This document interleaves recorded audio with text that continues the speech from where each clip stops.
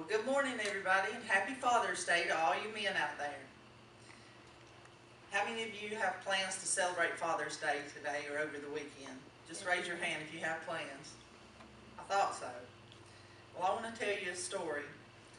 I want to tell you a story about a 10-year-old boy named Jacob.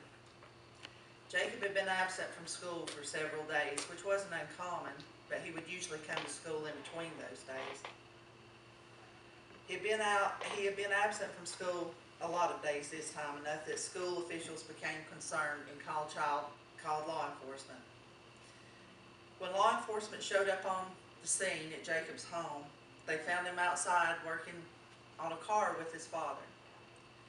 Jacob had bruises all over his body, covered all over his body, black, blue, purple, which indicated to law enforcement that he had suffered daily beatings for weeks on end. So you see, today, it being Father's Day, Jacob won't be celebrating Father's Day with his father, because Jacob is a victim of child abuse. According to the Child Welfare Information Gateway, 1,520 children died from child abuse and neglect in 2013. That's a lot. My name is Pamela Henderson, and I've been in law enforcement for over 15 years, and the majority of that time I've been assigned to investigate these types of heinous crimes. So today I'm going to talk to you about 3 fundamental steps in the child abuse investigation process, which are the victim interview, evidence collection, and the suspect interview. First, I'll start with interviewing the victim, which is the very first step.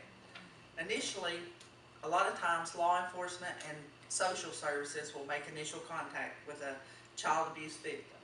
This is just a basic, brief interview where we ask open-ended questions, never leave the child, and it's just a way to determine what, if anything, has happened.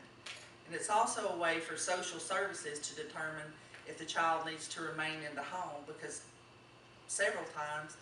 many times, the suspect is residing in the home.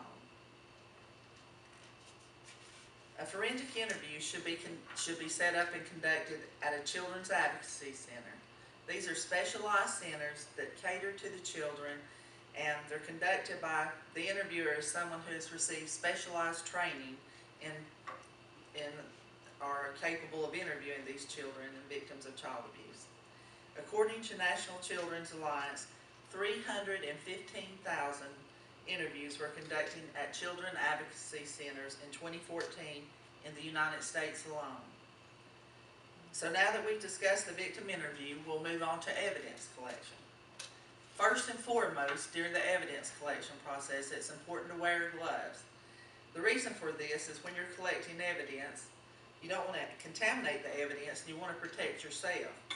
For example, when you're collecting bed sheets or clothing, victims' clothing, suspects' clothing, there's a chance you could come into contact with bodily fluids, and you certainly don't want to expose yourself to these types of fluids. Secondly, you want to obtain a medical examination by qualified medical personnel. In sexual abuse cases, that's most often a SANE nurse. Now, SANE is an acronym for Sexual Assault Nurse Examiner, which is simply someone who's received specialized training to conduct these investigations. In case you've ever wondered what a sexual assault evidence collection kit looks like, this is it. These are usually taped. I've opened this for purposes today of demonstration. And these just basically contain slides, swabbings, smears, so that the medical personnel can obtain evidence from the victim's body. Also, you want to consider in child physical abuse cases, you also need a medical examination, and you need medical personnel to document those injuries, those bruises. And also, they can provide great testimony for you to support your case whenever it goes to court. You also want to photograph injuries and take photos of the crime scene and the evidence. And you want to consider collecting such evidence, things such as phone records if there's been contact between the victim and the suspect, text, computers, especially in child pornography cases. You may want to obtain a search warrant for the suspect's home to locate some of these items. You also want to collect the victim's clothing, the sheets, as I talked about before. and you want to document and properly package this evidence, fill out a chain of custody so that it can be sent to the crime lab for testing and analyzing. The last step of the interview process is interviewing the suspect.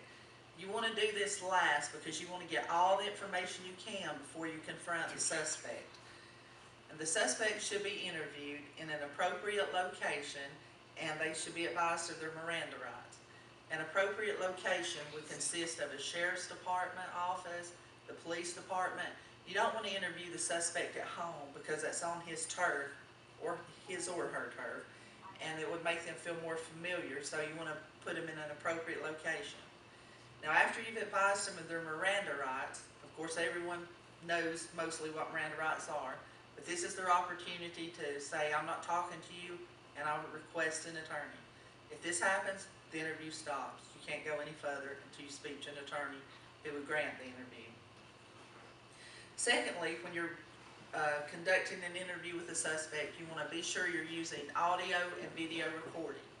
The reason for this is because as a law enforcement officer, if I'm interviewing a suspect and I'm asking him or her a question and they're being evasive or looking down or looking around, you can tell a lot about somebody by their body mannerisms. So when this case, if it were to go to trial and I have to testify and I'm telling you what the suspect said or I'm telling you how he acted, there's nothing that'll take the place of you seeing it. You can see it, his mannerisms, if you have video and audio. And another thing, law enforcement may sometimes use various techniques in the interview process. These techniques may include sometimes where we minimize or sympathize with the abuser. And when I say minimize, an example of this would be in a child physical abuse case.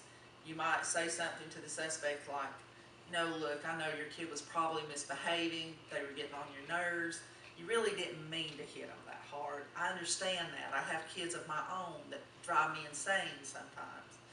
Okay, do we mean this? No, not really. But it's a way that if we don't get a full confession, we can at least get some part of an admission to the crime. So in closing today, we've discussed three fundamental steps in child abuse investigation: the victim interview, evidence collection, and the suspect interview.